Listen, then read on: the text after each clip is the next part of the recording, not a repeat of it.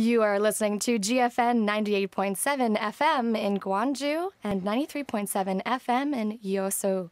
I'm Natalie, and I'm interviewing Brian. So, Brian, tell me, where are you from? I am originally from Dallas, Texas, but my dad, he moved around a lot. He was in the Air Force, and we moved around a lot. So, parts of Texas, Mississippi, Ohio, North Carolina, and then eventually settled back down to Mississippi.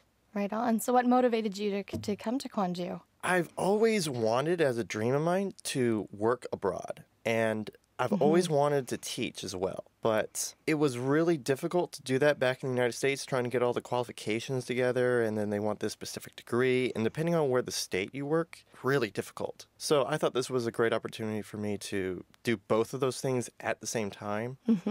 And I had a friend when I was working in Mississippi. She had done a year in Gwangju herself. Okay. And her sister is actually still here, Erin Heath. She's still living in Gwangju.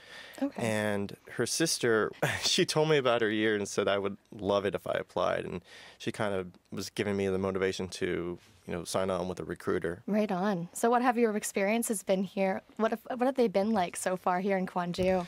They've been pretty favorable. I got to say, I'm not digging the winter too much. I'm way too warm. I'm a way too warm-bodied person to care for the cold. Like, I saw the first snow and I was, like, giddy. Yeah. I was just like, oh, it's snow. Because I haven't seen snow in, like, 8 years. Right. Wow. And then after a while, it just wears on you. You're like, I hate this cold. Were you expecting it to be colder? I was reading the other day that we were getting wind from Siberia. That's why it's so ding-dong cold. Oh, but, okay.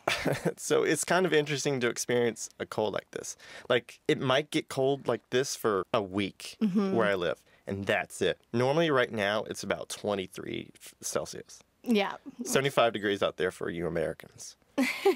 Just bearable. It's bearable, but not in your favor. No, not in my favor. But I've done a lot of great things here. Like, I never would imagine skiing, ever. Nice. Where have you been skiing? I've been skiing in Muju. Nice. How far is that from Gwangju? I think it's 2 hours outside, 2.5 maybe. And what's your level like? The first run I did was pretty awful. I couldn't stop to save my life. But after a few runs and help from a guy, I got to his level, and I was actually pretty good. Good. Like, I was awesome. going down the tallest mountain, going like, I don't know how fast in kilometers, but I was going pretty fast. So the skiing, I mean, is definitely one of the things you can do here in Gwangju. It's definitely a lot of fun to do in the wintertime with a lot of other people like from your own country, from other places of the world.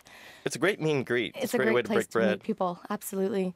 So what have you experienced so far in Gwangju, and have you encountered any problems during your stay in Korea? I have a superb boss. I really like the people of Gwangju. They're extremely friendly. I think living in Seoul might be very different. So living in Gwangju is really nice. They're really quaint. It's still a big city, but it's not too encumbersome. Right. Or it's not too overwhelming. So it's still got a homey feel to it. And especially the district I live in is still kind of out in the sticks, sort of. So, yeah, I get that. If you could pick one thing about South Korea to, talk about to a new foreigner who's come from another country to live here, what would you recommend or suggest? Really can't pick just one. Okay. The first one I would pick is learn the bus routes, because that will help you the most. Definitely learning the bus routes and learning how to pick up Hangul. Learning how to read. I can't read. I can read Hangul, but I can't pronounce it to save my life. Right. So. How did you learn how to read Hangul? I just saw a few words in English, and then I saw some Hangul symbols, like the word Samsung. I picked that up. That was the first one I did.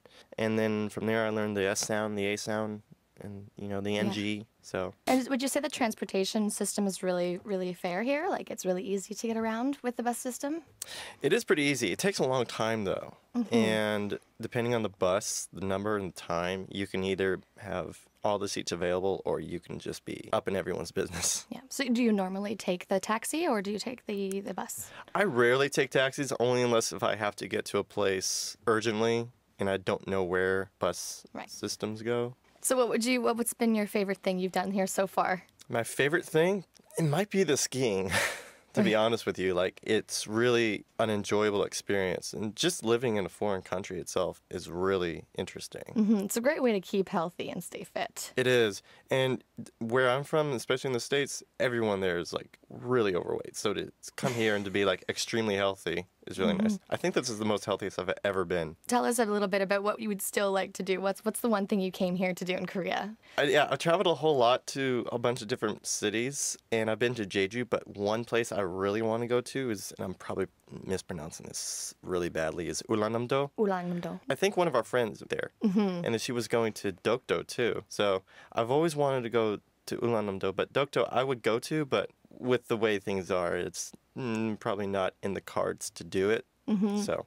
Where do you hang out a lot during the weekends when you're in Gwangju? In Gwangju, I usually will go to downtown or I'll head up U Square, and I'm amazed at how interesting a bus terminal is here. Like, if you go to a Greyhound bus terminal, you're just waiting.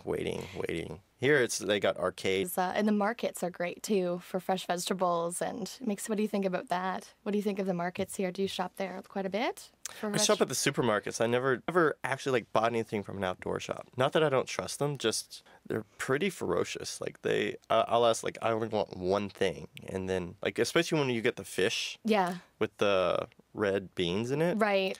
I'll ask for like 2, and then they'll end up giving me like 10. Yeah, they're very generous here. They're very generous, but like, I don't want 5 kilograms of garlic. I just want, maybe a handful of garlic. But then I go to the Ajumas, and they're just like, oh, okay, here, take this. I'm like, oh, slow down. I just need one thing. Do you find that there's a bit of a language barrier when it comes to communicating in Korea? Like, how has it been for you communicating for food and at the restaurant when you're out, or getting something from the supermarket? What kind of things do you encounter? Problems do you encounter? Language has definitely been a big hindrance for me. Korean is just really hard to pick up. A lot of Konglish is the same, so like you can go and get like rice, or you can get a whole bunch of other things. Well, we want to thank Brian for being here with us on Tag Interview. This is Natalie, and I've been interviewing Brian, so I'd like to thank him for joining us. Thank you for interviewing me.